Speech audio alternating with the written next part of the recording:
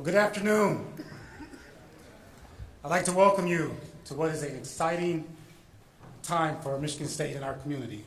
I'd like to start with a few thank yous. First and foremost, to our current football student athletes. You fought through a year of adversity. You showed up every day. You've given maximum effort, and you've made us all proud. Thank you to our Board of Trustees for allowing me to do a thorough search. Thank you to President Teresa Woodruff for providing support through this process. And an extra thank you to our passionate alums and our donors and the entire Michigan State community. Throughout the season, you've proven your loyalty was incredible. Your support was incredible, even in times of adversity. And when I was out doing this search, the candidates spoke about the loyalty of the Michigan State fan base. It did have an impact on our candidate search. And finally, thank you to the athletic department. This search was a consuming process. And you all continue to do the great work we do in Spartan Athletics. We had a great fall, and our winter programs are off to a great start. I'd like to thank a few individuals separately. Kristen Mackley, Cody Cox, Matt Larson, Ashton Henderson, Epiphany Clark, and Jennifer Smith. And Jennifer, thank you so much for your teamwork and dealing with me. She's somewhere out here. But Jennifer kept me on task. I kind of got off a little bit, and we've done some really good teamwork together. I would not have been able to complete this process without Jennifer Smith, so thank you. At the beginning of this process, I had conversations with three key stakeholder groups: a key group of donors and alums, a key group of alumni, former student athletes that included Steve Smith, Lorenzo White, Benny Fowler, Kirk Cousins, and Jimmy Ray, and 14 current student athletes. It was from those conversations that we developed the criteria for the search process. Many of the same priorities emerged across the three groups. They wanted a man of character, someone who would develop authentic relationships and cares about their players on and off the field. They wanted someone who would be committed to building something special, recruiting student athletes, and developing them as players and people. They wanted someone who would engage the community, motivating not just the student athletes, but the greater community, the fan base, and program stakeholders. And they wanted a coach with a proven track record, experienced coaching in big games and at the Power 5 level, and with a vision for what's required to have success at MSU. Finally, in my conversations with the football student athletes and alums, both current and past, they stressed the importance of someone who believed in football should be tough, physical, and innovative, building on the history of what MSU has traditionally been, from Biggie to Duffy to Perlis and to my guy, Coach D'Antonio. Tough, physical football has always been a part of Spartan football. As I mentioned at the beginning of the search process, we would be thorough, with approximately 12 candidates interviewing at least once. There was tremendous interest in this position. Michigan State is absolutely viewed as a great job in college football. It was over the course of this process and with a focus of the established criteria that Jonathan Smith emerged as our leading candidate.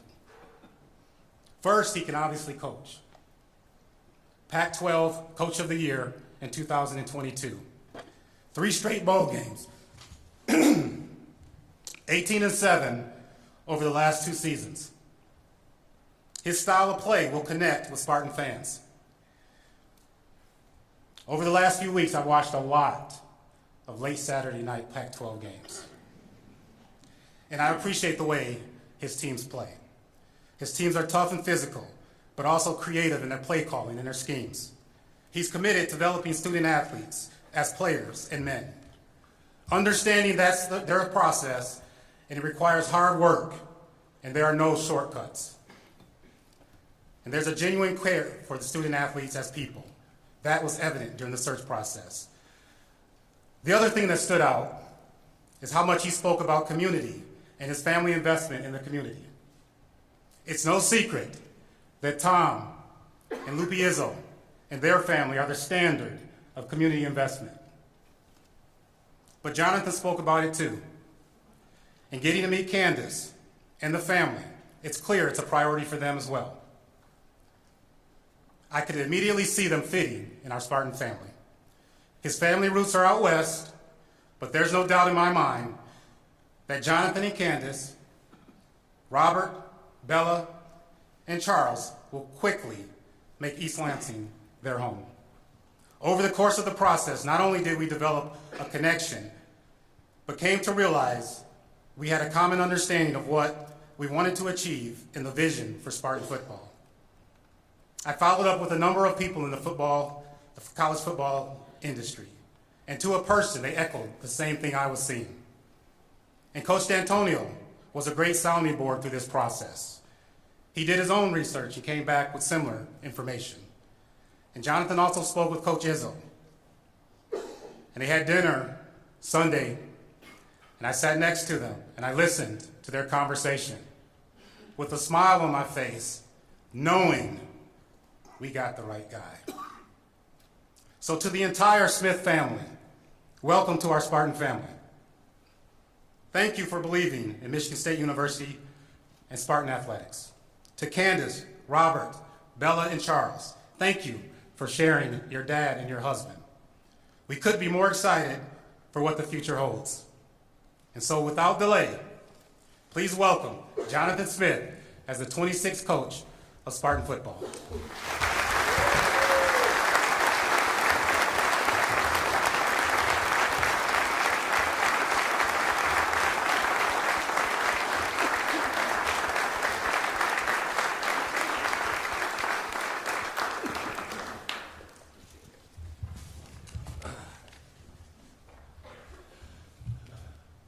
Wow, I am excited to be here. Similar to Alan, I want to thank some people as well. Start with you for being here today in this beautiful setup. First time in here. Been here 48 hours and continue to be so impressed with all I've seen on campus and here. I want to thank the Board of Trustees, Interim President Woodruff, for entrusting me to lead this program. And in particular, I do want to thank Alan. A lot of what he just spoke about, I completely agree with. Initial conversations, vision, alignment, the fit. We spoke throughout this process. I thought he did a great job on a professional side, important to me as the process went, not to be a distraction for either side, and I thought he did an outstanding job of that. Cannot think of enough. Definitely want to thank Oregon State University, all that place has done for me and my family. Leaving there obviously was an important, difficult decision, but I go back to, again, the fit of this place and cannot be more excited about moving forward. That place will always be special to me.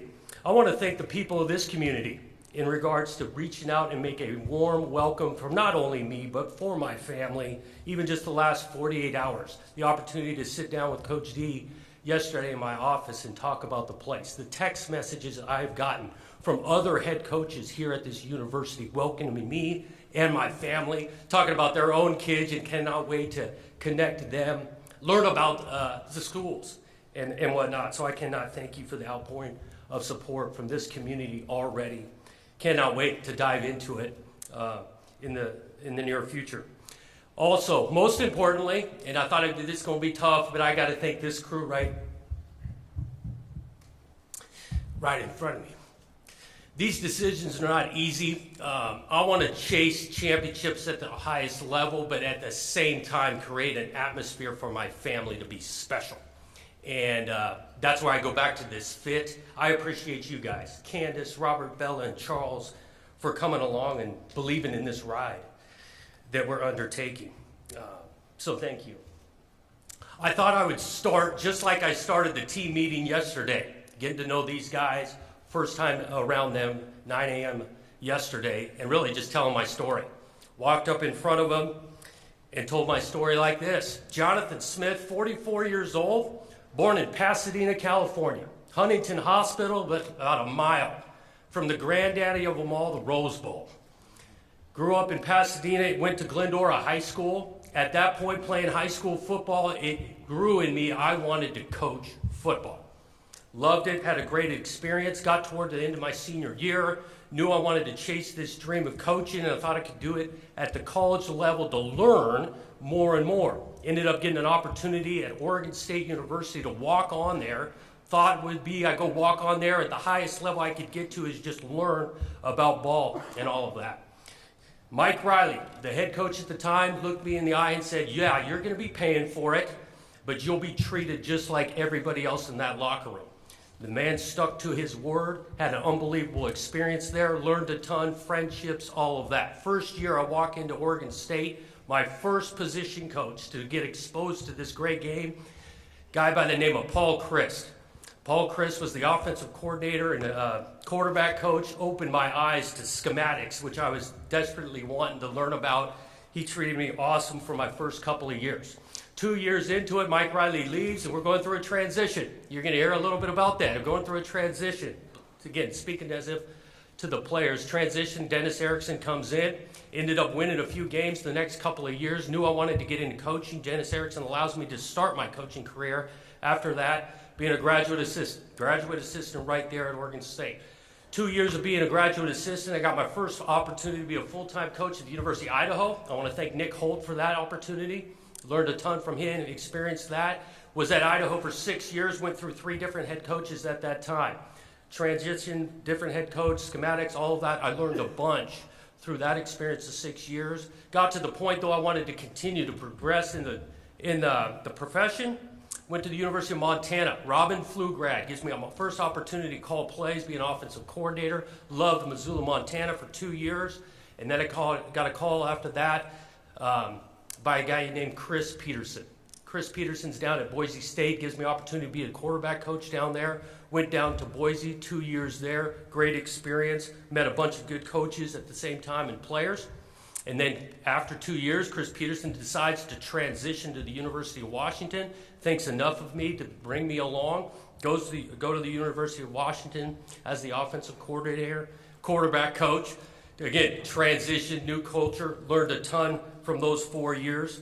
After a couple of years of transition, building the culture, in our third year, we went to the college football playoff. In 2016, sounds like we were following a university the year before in the college football playoff. A great experience of winning the Pac-12 championship, and that led to an opportunity to go back to the alma mater and take on this idea of being a head coach. Place was got there 6 years ago.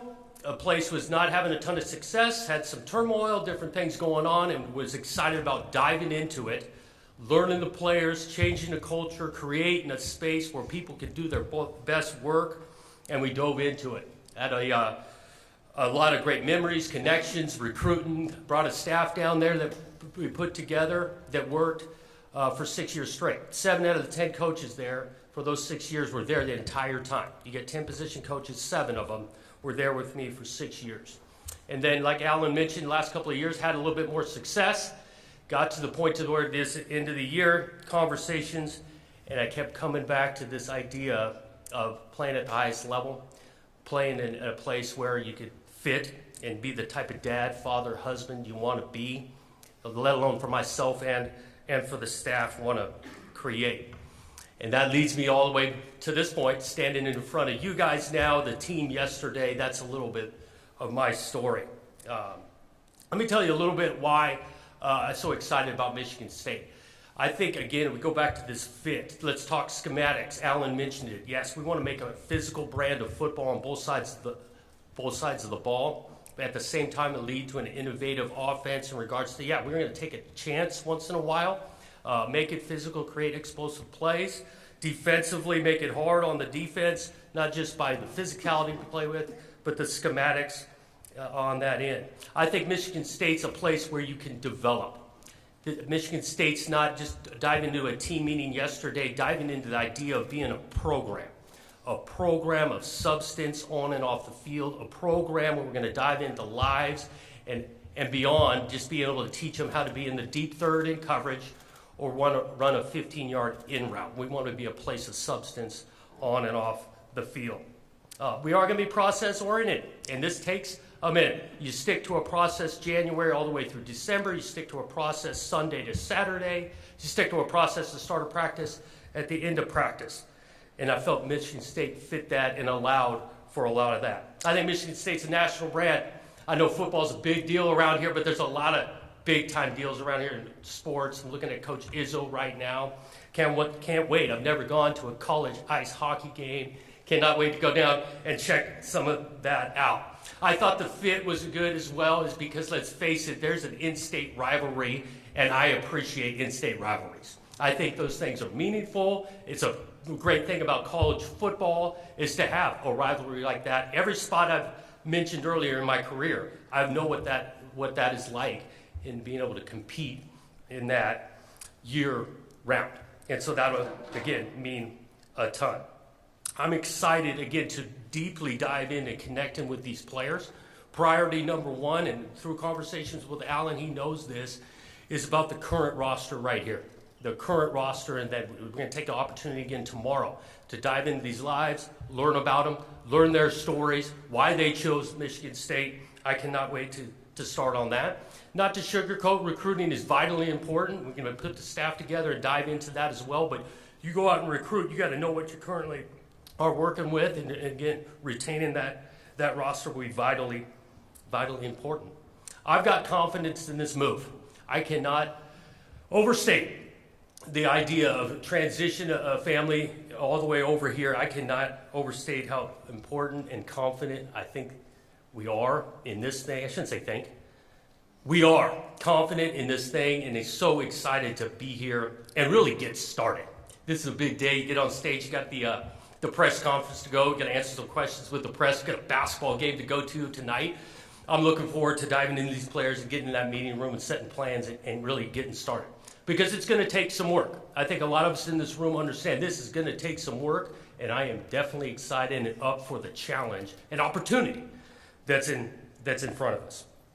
I'm going to stop there and just echo again. I can't thank this community enough for the warm welcome. I am fired up to get going, and let's go do this thing. Go Green! All right,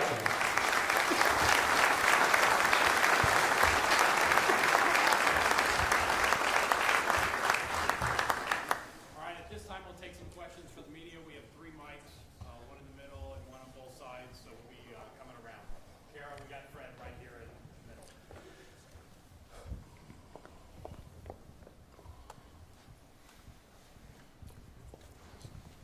I didn't want to go first. Coach Fred Human, NBC here in Lansing. First thing is, did you own a green tie or did you have to get one? Yeah, I will speak the truth all the time to you. I definitely had to go get one. Yep. And I talked about how much my family's meant to me and help. I needed to get a little help, and she still thinks I need a little help with this tie right now. My wife was huge in putting this on. Clarify.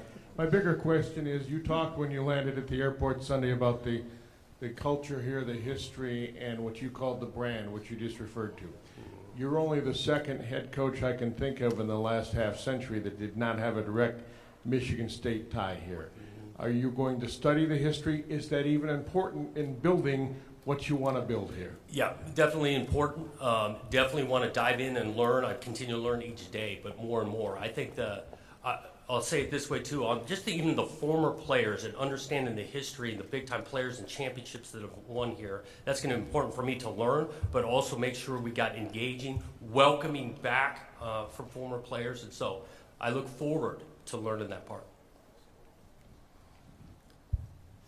Chris Solari, Detroit Free Press. Welcome, Jonathan.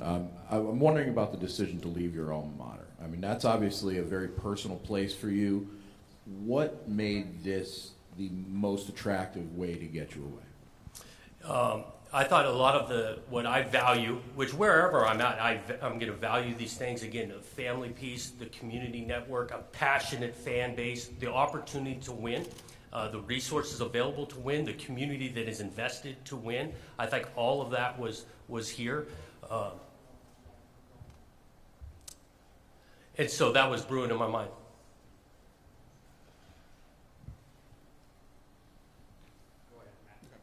Hi, Jonathan. Matt Lenz with MLive. I was wondering, you talked about recruiting, and I was wondering how you plan on assembling your staff with, being you got a lot of West Coast guys to try and, get Midwest connections, and do you anticipate any carryover from the previous staff? Yep. The intention is to build a staff with great men that are great teachers, that are elite people, that will invest in the lives of the players. Yes, there's a crew that has been with me for a long time. There's a lot of the reason I'm standing up in front of you, and so yes, they'll be a part of that. The intention also coming over, understanding that's it's not an elephant in the room. I have a lack of deep ties to the Midwest. Cannot wait to get engaged and dial into the high school players, our high school coaches in Michigan. At the same time, a staff reflecting some background there will be an intention on this staff. There are some good coaches that were currently here. Those people, a few of those guys I will be talking to. And so we will take some time to put this together because you got to get these things right, the right mix fit. But yes, some continuity of what I've been around, can speak the language from the get-go. Midwest ties will be in attention with some of the others, and then exploring some of the coaches here. Hello, Coach. Congratulations and welcome. Lindsay Huddleston, Sports Psychology Solutions, SBS. Coverage is focused on mental toughness and mental health for athletes. With that, can you give your perspective on mental health as it relates to athletes in this current time in college sports? Yep. I think it's a very important topic, very important to be able to recognize, to remove the stigma sometimes that can be around mental health, because there's no question we got to play mentally and physically tough, right? But there's a difference there when it goes into mental health.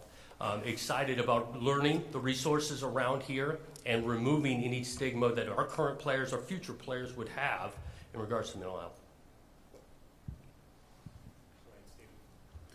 Jonathan Wright, apologize. Stephen Brooks, 24/7 Sports. When you took over Oregon State as a first-time head coach, I'm wondering what were sort of your initial steps that you look back and that you think can be repeatable here that you might want to implement? And maybe what did you learn from that experience that you might want to change this time around, especially with the changes in college football, NIL, transfers, things like that weren't around when you took over that job? One thing I learned very quickly, this idea of building trust. When you take over a program, walked into that team room, and I didn't know many of them. I hadn't been in any homes to not just know them, but their family network and those that are there, knowing their story. I learned that as soon as possible, that is priority number one, to learn this roster. Not just what they look like on tape, but what their story is. I think that you can coach these guys as hard as you care about these guys, and then they know that. And so I think building trust from the get-go will be vitally important on that. I think a clear and concise message of how and why we're going to do things is really important from the get-go. Buy-in, belief, that's just not free. And so really spelling that out of why we're going to be approaching things and why it's going to help them on and off the field, why it's going to help us win and win big games and ultimately try to win championships. Larry Lage from the Associated Press. What will be some catchphrases or mantras that your players will hear you say so much that they'll hear it in their head? Yeah, I think from the start we're going to, low ego, high output, selfless. I think football is the ultimate team game. Walking in there to these roster sizes now, getting over 120 some odd guys. There's 11 guys on the field. I think it's the ultimate team game. No shot at Coach Izzo over here, but you play hoop, man. You put 4 guys over here and let LeBron play one-on-one. That can take place up schematically and all of that. Football's a little different, and so it's the ultimate team game on that, of being selfless and being a great teammate. Hey, Jonathan over here again. Not to dive into the roster too much, obviously, but you were a quarterback, and that's where your background is. You have a couple guys yesterday declared their intent to enter the portal. I'm just wondering, broad, how you plan to address that position moving forward. Yeah, I think we are going to run a style of play that the quarterback can have some real success I think being the starting quarterback at Michigan State is an unbelievable opportunity, and that opportunity is there for who's in our locker room starting in January. I'll say this, not just specifically about the quarterback position, but in general, this day and age in college football, there's opportunities there in regards to, weigh in your options, fresh starts somewhere else.